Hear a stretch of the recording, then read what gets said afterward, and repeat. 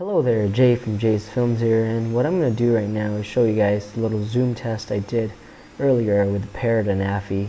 Now to me this is a really cool feature because I don't think there's any drones out there at this price point that can do this, so it's really neat. So the first couple of tests is just a regular zoom from 1.0 to 1.4, which is really lossless. That means there's no digital zoom into it.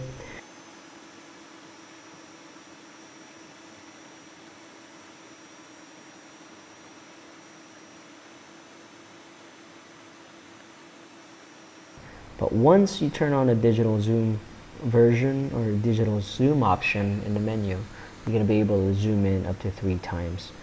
That's pretty much it. I'm just testing it, going in and out. You can zoom in slowly, but you really have to be very careful. I tried doing it multiple times, but somehow it still goes fast. So yeah, if you have any questions, let me know. I think I'm really close to being ready on giving my final verdict on this drone. And as you can see, man, this drone doesn't really hover really well. It moves around everywhere. But yeah, I'll see you guys later.